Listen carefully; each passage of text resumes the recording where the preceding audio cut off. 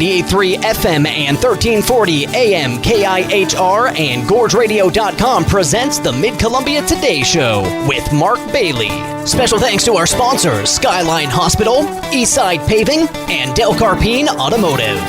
Now, here's Mark Bailey. It is 8:05 in the morning on Mid-Columbia Today on a Wednesday, the 8th of July. Cameron Eisenberg, of course, is producing as usual this morning. And here's what we're doing today.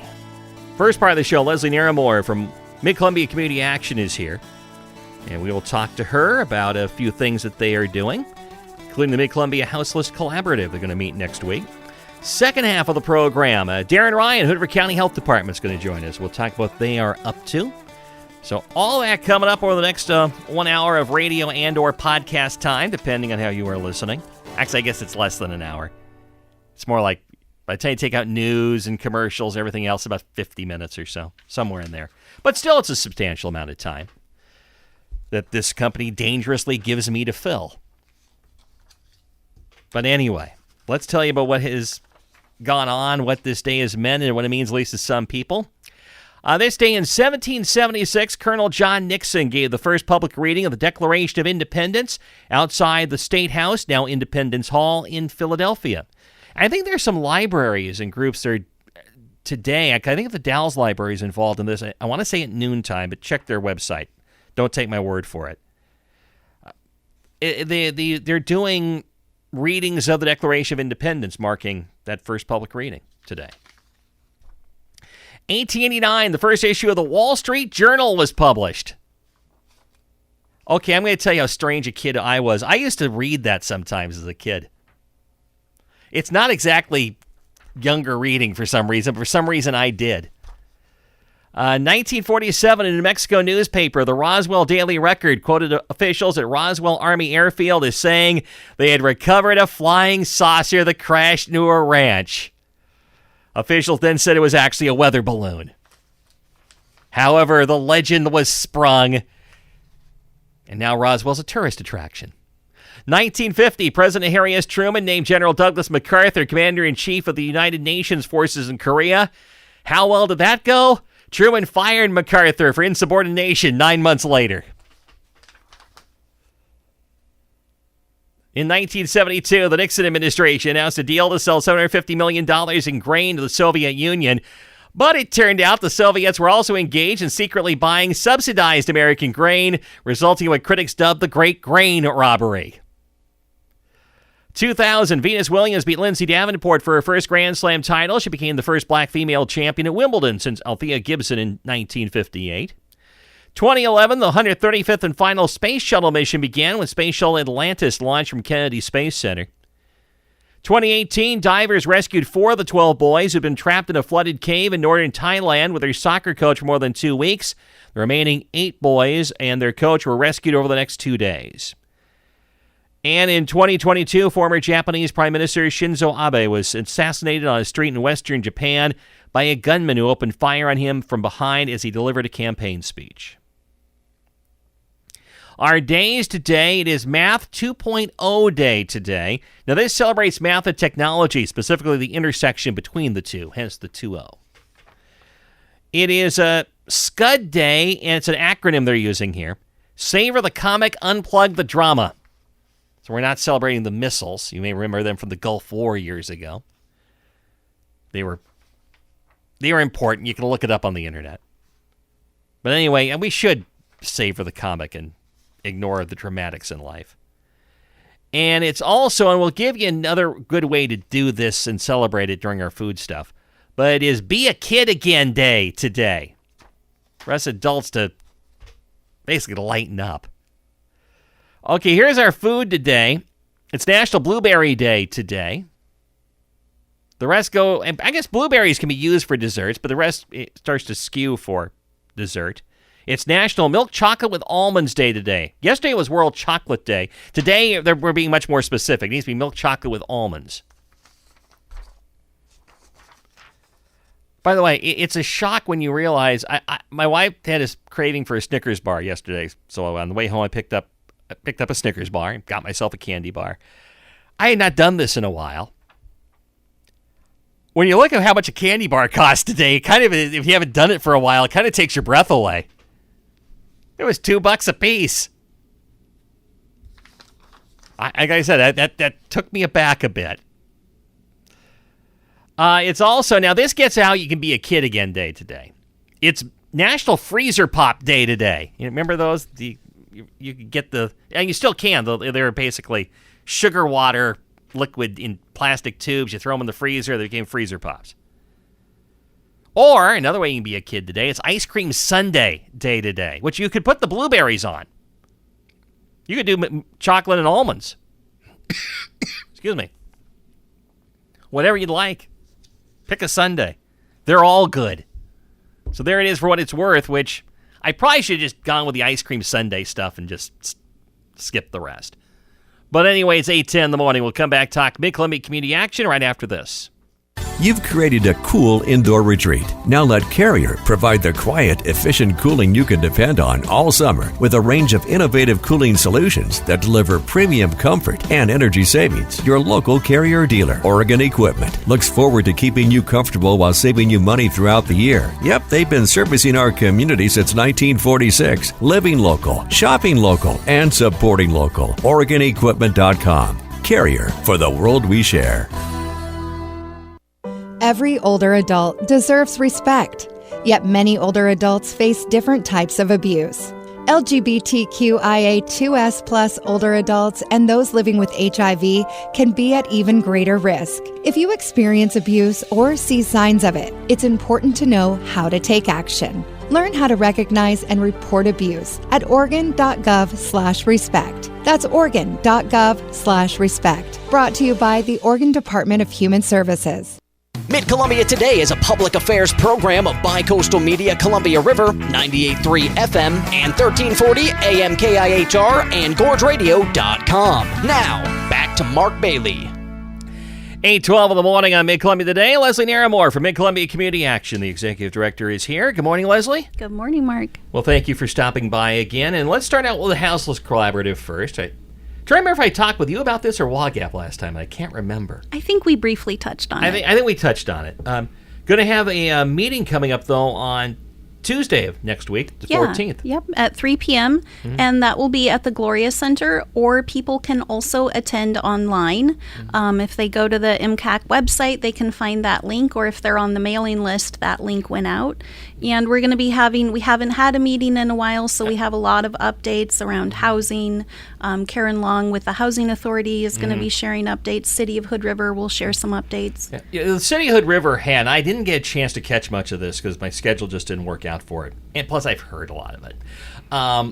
Had a little public town hall forum on housing, in which they had Karen Long was there, Alicia Sherburne from the Big River Community Land Trust was there, and Maui Meyer, who is, of course, a local developer and realtor, was there as well. Did you go to it? Or, yeah? I did. Okay. I did attend it. So what did you think? I thought it was very interesting. I was actually very surprised that the people who attended seemed very supportive of this. And right now, the city is just floating the idea. There no decisions have been made. Yeah, and even though I will say they are doing a heavy public campaign toward it. So I mean, sure. You know, I've said this on the show about this. One of the hard parts is going to be, though, what are you proposing to use the money for? I think people are the housing part they get, but what do you use it for, and how, and can it even make an impact? I mean, my concern is I'm not knocking the City of Hood River at all for this. In fact, I applaud the fact they've taken this on, but it sure doesn't seem like to me they're getting a ton of help, and I worry about the other governments getting involved in this. Sure, and I think that's a valid concern, but the alternative is doing nothing. Right? Yeah. That's why I'm not knocking though. Yeah. I'm just saying this is more of a regional problem as much as maybe it's most acute in Hood River, and you deal with this on a day-to-day basis. Maybe I'm wrong, but at least it seems like it's far more acute in the Hood River area and more difficult because you're talking about people who have jobs that should be able to get housing and can't because Yeah. it's just not available. Yeah. One of the most stunning statistics to me was I hope I get this number right. It's something like 78% of Hood River's workforce commute. I want to get that defined. I'm going to admit that one. I found that very interesting. Well, the reason I want to say I want to get that defined, if there's a city official out there who wants to send this to me, I'd be happy to take it. When we say commute from out of town, are we talking about actually miles? Are we talking about they live in, say, Odell or Parkdale, or technically could be in the west side because a lot of that's not the city of Hood River at this point. It's not annexed in. Yeah. So I mean that number. I'm not saying that there isn't an issue there. That number. I'm just going. I would want more definition on it before I'd really look at citing it as a reason to do this. Yeah. But anyway, I'm getting far afield here a little bit. But because the Houseless Collaborative. Mm-hmm. How did when you hear what Hood River does, how does that factor into the work of this collaborative? Well, the role of the collaborator is that we are a convener of everyone who's trying to solve this issue across our region, and it's a bi-state effort. And so we're just bringing people together who are solutions oriented. Yeah. And another thing that we're trying to focus on is teaching people how to advocate and actually understand what the issues are, so that when they have an opportunity to talk to someone who can make a difference, they have a valid argument and they know what they're talking about. I'll ask you this because, again, you work with the lower income level, obviously, or no income in some cases, sadly. Yeah. And I admit, when I talk about the housing issue for Hood River in particular, I tend now to talk more about the middle part, the middle class, and the people, again, who have well-paying jobs who can't get housing around here. Mm-hmm. Do those two tracks, when we talk about advocating for housing, do they work in parallel, or are there conflicts in it? I think so. I mean, I don't want to muddy the waters around affordable housing and what that actually means. Mm-hmm. But I think that when you're providing relief on a crowded market at any level, so that people can have upward mobility, that does make a difference. If there's if there's someone who's been in, kind of a middle income house and there's nowhere for them to go, then someone who's in a lower income house and is ready to move on has nowhere to go. And that's where I talk about with the project on Rand Road. It was the name all of a sudden just escaped me for some unknown reason. Which I always tell people it's a great project. I have no issues with it. But they talk about building another one. I keep going, well, okay, but these aren't supposed to be permanent houses down here, or housing, but there is no place to go. And that's, until we get that, I also kind of feel like until we get the middle figured out, it's going to be tough for you to deal with the low income part because it just stacks up. Yeah, they're all pieces of a puzzle that, a lot of people have spent a lot of time working on, and it's going to continue. Mm-hmm. With the collaborative, and again, because you guys are much more than Hood River, we should point out. You mentioned how to advocate. Seems like advocating has been going on a lot. Is there a way to do it and a way not to do it? I mean, I guess that kind of makes me scratch my head a little bit. Well, I think when you're advocating for something, you want to make sure that you have some facts behind what you're asking for, and not just making an ask, so that when someone says, okay, why, then you have, okay, here's why. So you mean like when someone like me on this show asks, like again, that statistic that Hood River has been using, and I want more definition behind it, and I think that's what you're talking about. Exactly. Defining it. Yeah. So you're going to do that at 3 o'clock of the Houseless Collaborative meeting, and that's with the Gloria Center in the Dalles. Yep. Which is on West 7th. West 7th. I can get there, but I don't know the number of the street I turn on. 2505 West 7th Street. We're right behind Coastal. Okay. And so, or you can go online, go to mccac.com, and you can get the link for it. Yeah. You've been doing a cooling supplies drive. We've had a couple flares of hot weather here, but we expect more, obviously, down the road. How is that going? It's going well. People have been bringing in things like water, granola bars, and actually today we're having a volunteer effort where they're putting all of the packages together so that those can be distributed into the community. And this year we have enough that we're able to distribute to community partners as well. So if people are in need of those, we have not only can we be handing them out, but community partners have those as well. Like they're available on the buses, at other community partner offices. Because I know the items you need are varied in this. Yeah.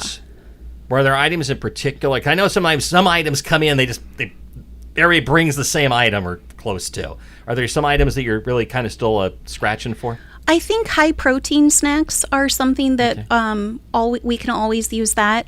Things like the little you put them in your water to make them flavored, and they have like electrolytes, things like that. All right. I'm blanking on the name of those. There's a number of brands. Yeah, those are really helpful too. Mm-hmm. So if someone would like to give to this effort, how do they do it? They can drop things off at the Gloria Center in the Dalles, or also at our office in Hood River, which is on State Street. Okay, so you can just go there and bring stuff. And I think you've got a list on your website. We do. We have a list on our website, and you can also, we do have an Amazon wish list. I mean, we hope that people will shop local, but realize that not everyone does. You've got to cover all the bases. We do. And then also, if people want to just donate funds so that we can purchase supplies for that, that's an option as well. Also, let's look at the winter time now. Gloria Center, you've had those pallet shelters that used to be, where were they before? They were on Bargeway. Okay, they're on Barge. That's right. Yeah. They're out in that West End area of the Dalles. They're now at the Gloria Center because there was now some other options as well. Mm-hmm. Sounds like you're going to haul them out again. We are. So originally when the Gloria Center was envisioned, it was going to be that the pallet shelters were going to be there and be operating. But in the middle of that project, we were able to secure funding for the Project Turnkey, which is the annex. So there was a pivot to where the annex is functioning as the shelter, and we couldn't operate both at that time. Mm-hmm. We're now at a point where we do have the funds to be able to operate seasonally for this winter. And so we have 18 pallet shelters on site at the Gloria Center that we're going to be opening up in November. Try to remember, for some reason, I thought, weren't there like 36 shelters at one point in these pallet shelters? No, this is going before you. There's 18, but each can have 2. Okay, so all right. Yeah. That may be where I got the 36 number. It's not 36 individuals, 18 with capacity of 2 in there. Yep. Based off last winter. Now, last winter, of course, was a mild winter, so it's, I imagine, hard to project off anything. Yeah. With that winter. But what were you seeing for demand for shelter in the wintertime? Well, so we only operationalized, I think, once last winter. Like you said, it was a really mild winter. Right. And when we operationalized, it was actually after all the rain. Right. And so people just needed a place to dry out. Mm-hmm. That would have been about December, I believe. Yeah. And then, but we do also operate the Hood River shelter. Mm-hmm. And I can tell you how many people we sheltered there because I think that's a really good place to, it's comparable. Okay. So last winter at the Hood River shelter, we sheltered 66 unduplicated people throughout that 4-month period. Yeah. And one of the things that I think that's most interesting that's happening right now is we have a lot of older people. So we have 18 people last year who were over the age of 55 and 9 who were over the age of 65. Really? So we have a lot of older people who are actually aging into houselessness. Mm-hmm. And that's something that's a nationwide trend. That's not just here. I was saying, is that a fairly new trend? I mean, new trend? It is. Do we? I mean, I guess I could guess why, but I think cost of living is increasing. Social Security is not keeping pace with that. No. And I think it's just cost of living is really increasing. I'd say that you mentioned, though, it's a nationwide trend. I mean, I'm certainly when I think of, again, the gorge and cost of housing, I would expect that age group, like any other age group, it would go up. Yeah. I guess I'm a little surprised on the nationwide part. Maybe I shouldn't be, in actuality, because we are an aging population anyway, so it would stand to reason.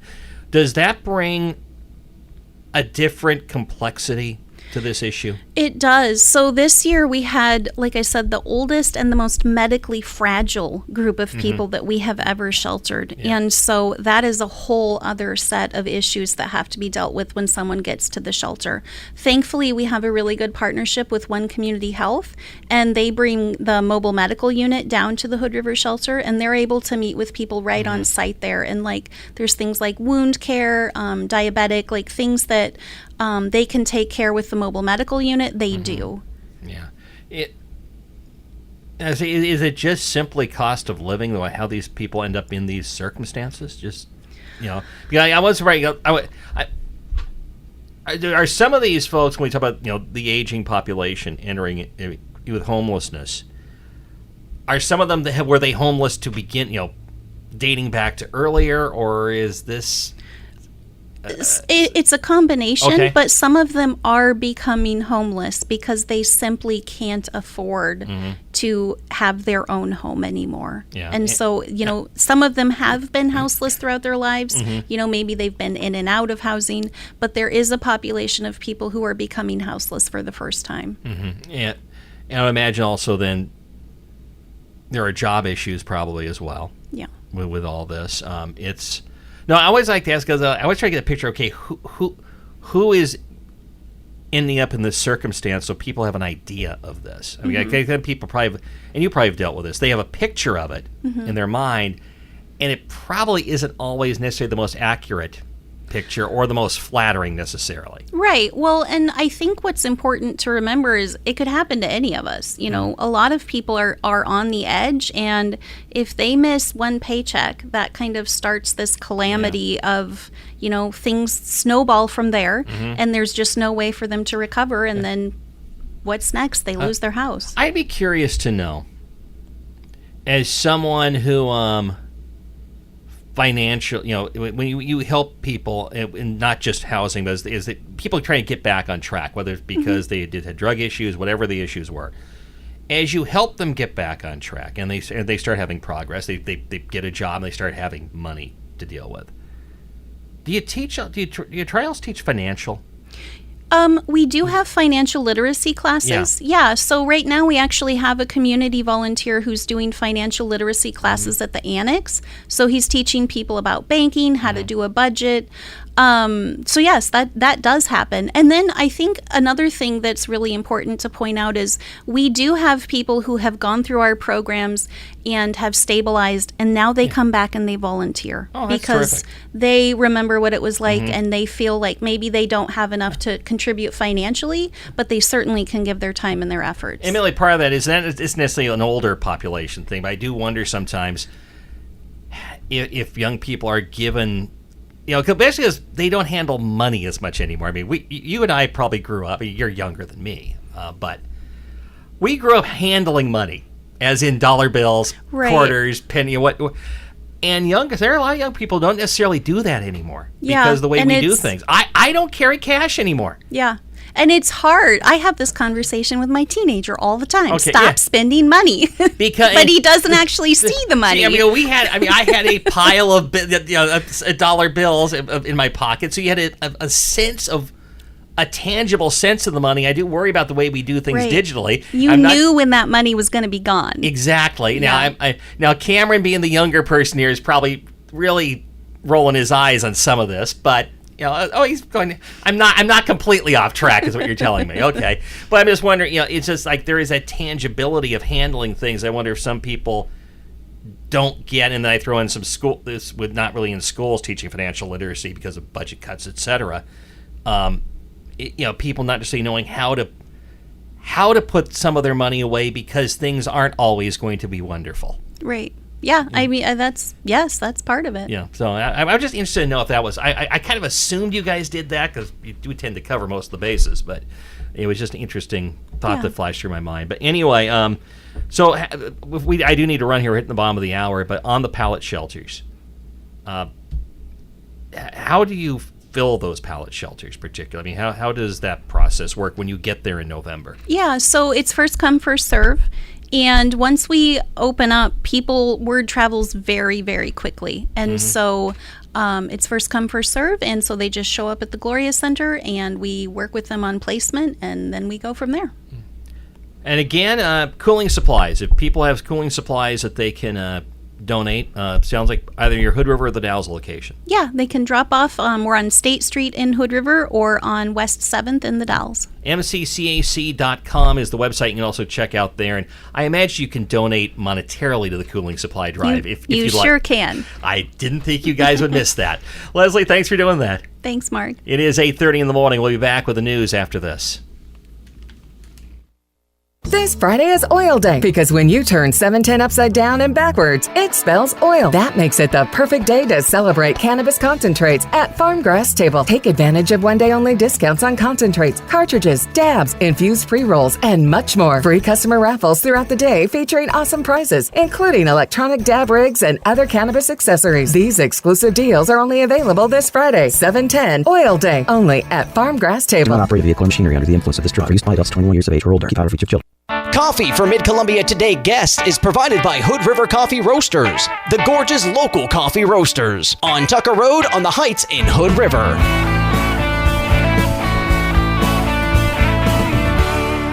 It is now 8:32 in the morning. Quick check of the news, as I'm kind of running a little bit behind here. U.S. Department of Justice Tuesday warned Oregon officials that state elections leaders may face criminal prosecution if they knowingly allow non-citizens to vote in upcoming elections. The Oregonian Oregon Live reports in a 7-page letter addressed to Oregon Secretary of State Tobias Reed. A senior Justice Department official repeatedly cited federal laws prohibiting non-citizens from voting and suggested that her office would take criminal action against any elections officials who violated those laws.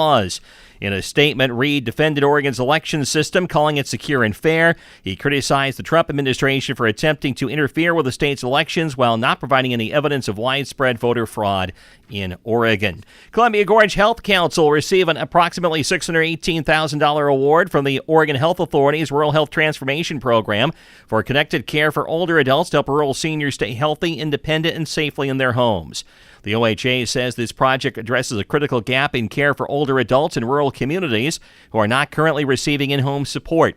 Through a clinic-based community health worker model, individuals will receive in-home visits and coordinated care focused on maintaining independence and preventing avoidable health crises. Experience Mount Hood and the Gorge Regional Destination Management Organization awarding $120,000 through its 2026 Strategic Investment Fund to support 6 projects that enhance public infrastructure and outdoor recreation access. Main Street Mosier, $26,580 to support pedestrian safety enhancements and Mosier Confluence Park. Port of Cascade Locks, $25,000 to pave the existing gravel parking lot and access road at Herman Creek Cove. Bike the Gorge, $15,000 for installation of 3 bike racks at Hole in the Wall Falls along the historic Columbia River Highway State Trail. And Wild Wind and Water, $4,770 to support infrastructure upgrades at its waterfront dock site in Hood River. Mid-Columbia Fire and Rescue crews in the Dalles, a busy Tuesday evening. A little after 5:30, a pair of engine crews responded to a reported explosion and fire involving a forklift outside Sawyer's Ace Hardware on 3rd Street. MCFR says employees acted quickly in attempts to suppress the flames and prevent the fire from spreading. Firefighters arrived to contain the incident to a single forklift and were able to extinguish the fire within minutes. A little over 3 hours later, 5 MCFR units, Dallasport firefighters, and a National Scenic Area crew responded to a brush fire in the Mill Creek drainage near the 3000 block of Mill Creek Road. The fire was burning in very steep brush and grass-heavy terrain, but coordinated work between responders, local property owners, and neighbors kept the fire to about half an acre. Crews completed mop-up operations, and the area will be patrolled over the next few days. Current temperatures, 59 in Stevenson, 66 in the Dalles, 63 in Hood River at 8:35. When it's time for new floor covering, there's no better place than Affordable Floors and Abbey Carpets. Let Larry, Morgan, or Shelby guide you to your perfect floor. Affordable Floors, 1512 Osprey Drive across from Windmaster Market in Hood River.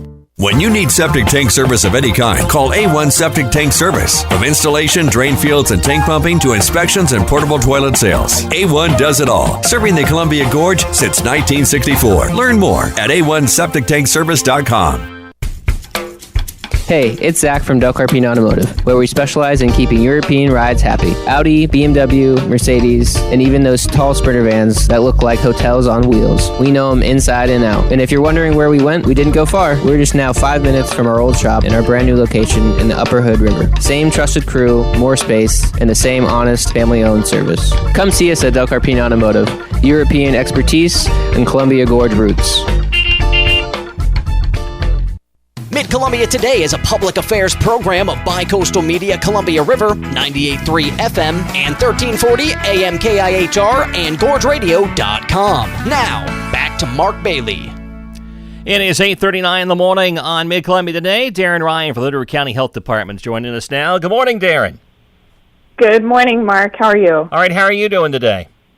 Pretty good. Sounds like that wind is blowing outside. Yeah, it is. Again.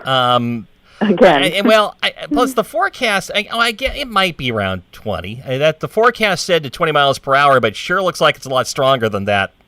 Just looking out the window here. My garbage cans beg to differ. Okay, well, all right. There's a as good a standard as I have. There's the barometer.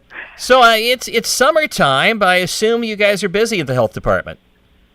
We are, yeah. Things pick up in a lot of different ways. It's when we do a lot more outreach events, so you might see our faces from the health department out and about in the community. But as we've talked about before in recent years, we really focus on not only, heat illness messaging and making sure people are staying safe when they're outside, but this is the time we really double down on food safety.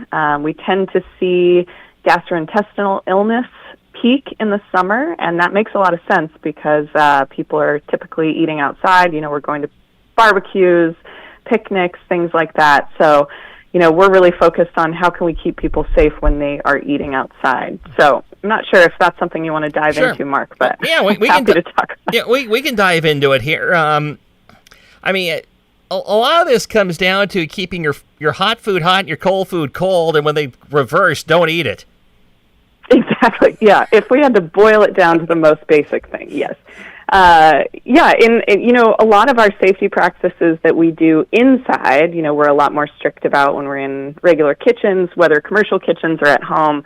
But it seems like things just get a lot looser when we're outside. It's also, you're recreating, you're doing a lot of different things, and I think hand washing tends to slip, which, as we know in public health, and I hate to be the squeaky wheel all the time, but hand washing is really the way we keep ourselves most safe. So it's really a twofold issue we're seeing here is, people are eating outside with sort of looser practices, but we're also seeing rising levels of, E. coli in the river, for instance, in the Columbia River. So this is a great reminder of, when you're outside, there's still contaminants, and so it's still your responsibility to make sure, if you're in the river, you're showering right after the river, you're trying not to drink the river water. And then again, when we're with each other, we want to make sure we're practicing good personal hygiene, washing our hands, things like that. Mm-hmm. But yes, as you said, it's really important to keep cold things cold. I think that's what we see a big issue with during this time of year, especially with packed coolers. If the drink cooler is also the food cooler, it means that cooler is being opened many, many, many times. So it's likely losing temperature quicker than if it was remaining closed as the food cooler, for instance. So trying not to keep those in direct sunlight, too, as much as possible. I'm someone who does a lot of multi-day river trips, so I think a lot about cooler safety and how to keep things temperature as you're outside. So those are just some of the things I like to spread messaging about as we move into the hotter season. Well, I guess the thing I would note more, because I'm not the river rafting type, so I don't do that sort of thing, but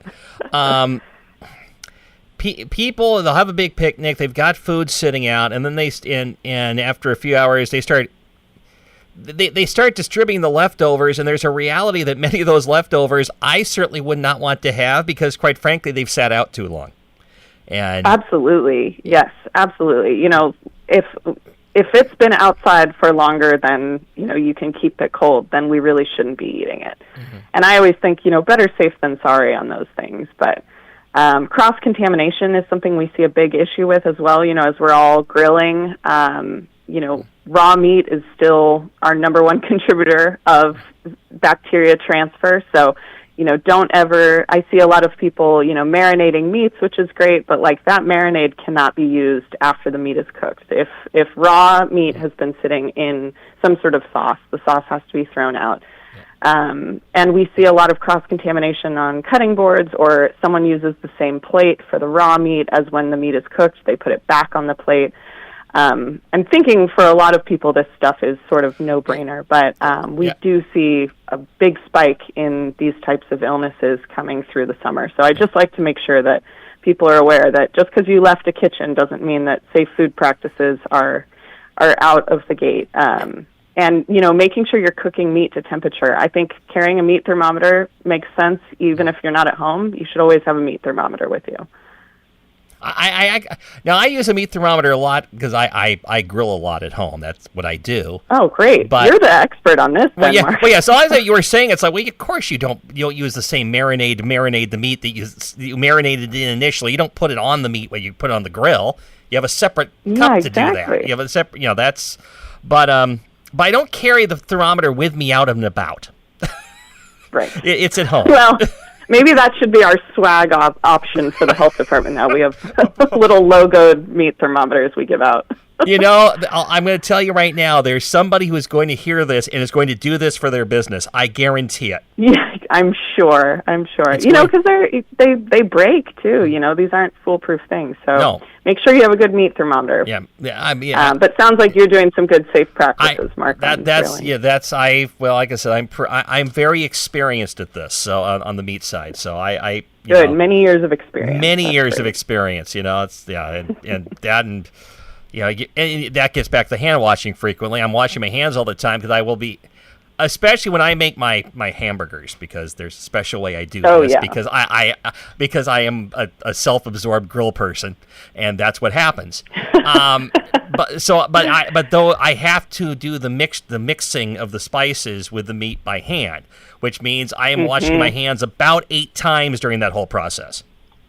Absolutely. Or at home, I also use gloves. It's not just for commercial kitchens. I think they're really helpful things to have when you're switching between surfaces too, with an extra hand rinse in between switching gloves always.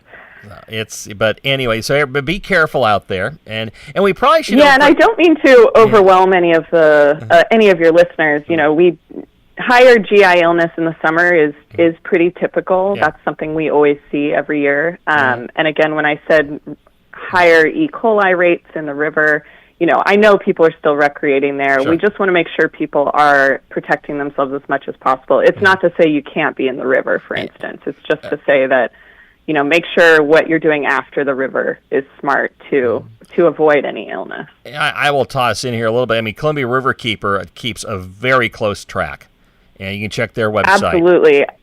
I have to shout out their swim guide. It's an incredible resource. It's on their website, ColumbiaRiverKeeper.org, I believe. But the swim guide is incredible. They have several different testing locations along the Columbia River that'll tell you water safety levels, and then they also have listed best practices, too, to keep yourself safe. So big shout out to them.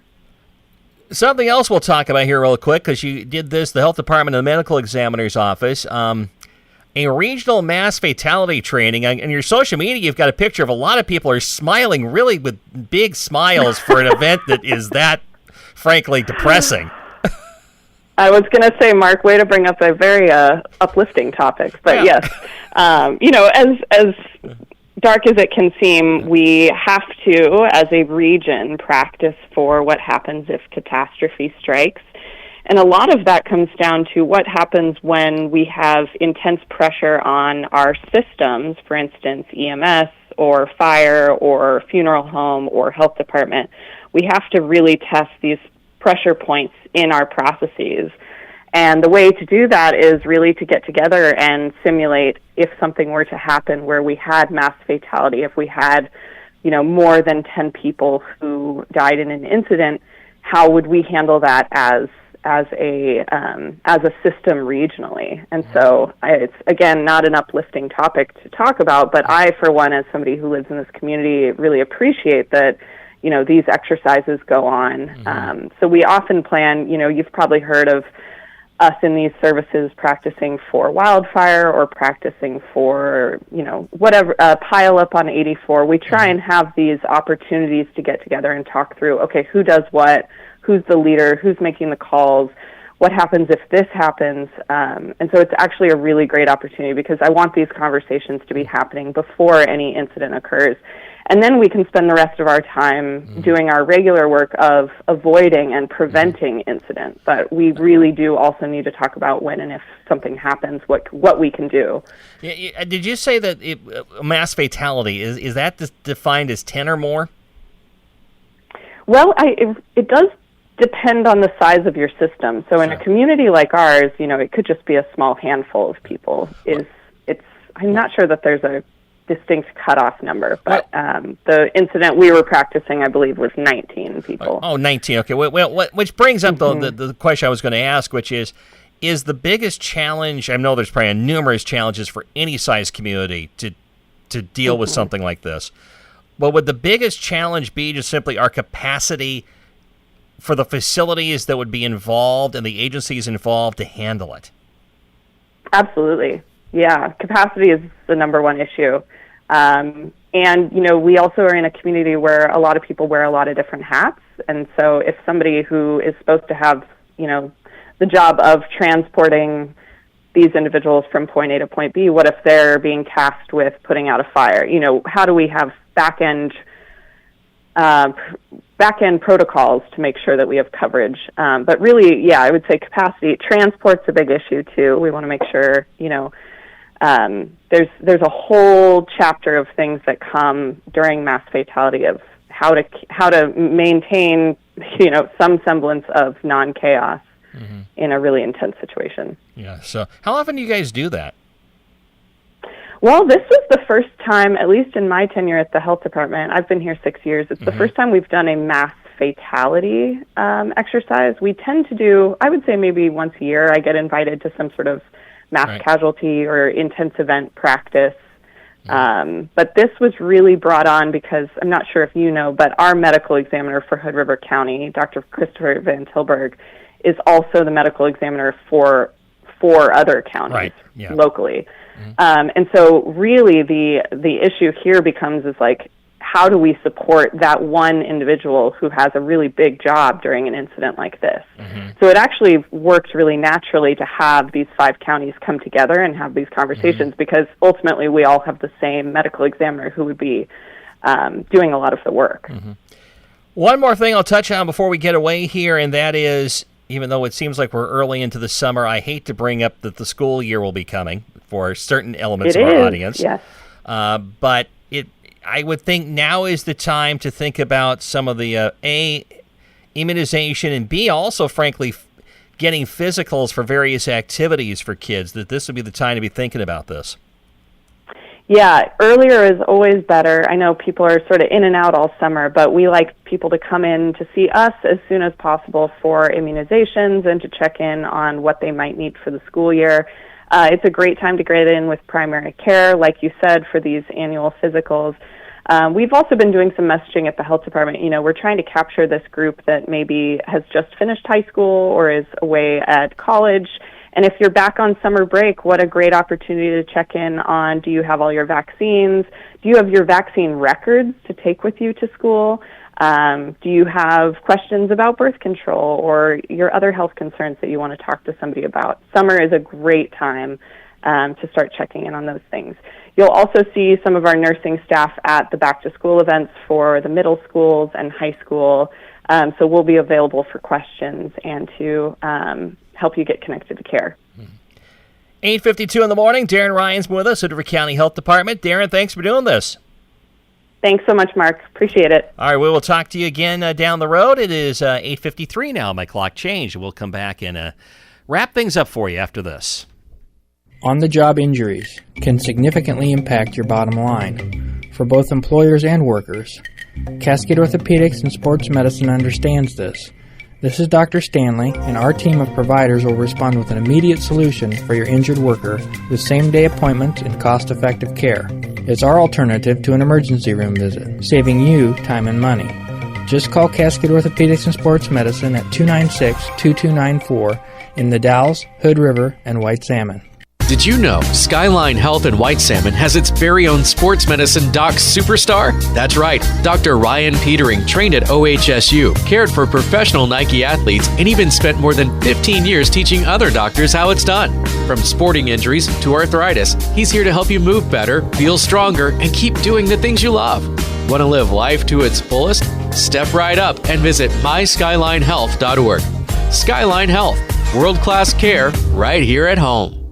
Tune in weekday mornings at 8:05 and keep up with community events and issues with the Mid-Columbia Today Show on Mid-Columbia's news leaders, 98.3 FM and 1340 AM KIHR. Special thanks to our sponsors, Skyline Hospital, Eastside Paving, and Del Carpine Automotive. 8:57 in the morning. Tomorrow, Clickitat County Commission candidate Andy Callanan is going to join us. Plus, we will talk Skyline Hospital. I don't know the name of the guest we're going to have in front of us, but he is a general surgeon at Skyline. We're going to talk to him. It's on my desk, and that's behind me. And I got to talk to the microphone. It doesn't work if I try to go look for it. Lori Zoller, Clickitat County Commission incumbent, joins us tomorrow on Friday morning. Plus, we'll talk Columbia Gorge Discovery Center. Susan Buse is going to be with us to do that. Monday, we talk Mid-Columbia Center for Living in Port of the Dalles. Tuesday, we'll talk Hood River County with Commission Chair Jennifer Ewer and Administrator Allison Williams. And we will talk Wasco County Commission with Commissioner Scott Hagee on the show. So all that coming up over the next few days on the Mid-Columbia Today program. I'm now just checking off days till I go on vacation. I'm to that point. Let's see, things going on in the area real quick for you. Dragon Puppet Theater, 5:30 today, Hood River Middle School Auditorium. It's sponsored by the Friends of Hood River County Library. It's an interactive show with hilarious characters, audience participation, and imaginative fun. Want to mention Hood River Valley Leo's monthly bottle and can collection is going to be from 9 to noon Saturday at the southwest corner of the Rosars parking lot on 1867 12th Street. This month, they're raising funds for Fish Food Bank. We always should remember them because, let's be honest, we tend to do all those food drives over the holidays. They are always in need of help and trying to serve those who are having trouble feeding themselves. So, summertime is an important time to be giving to our food banks. We're out of time here. For Cameron Eisenberg, I'm Mark Bailey. Talk to you again on Thursday.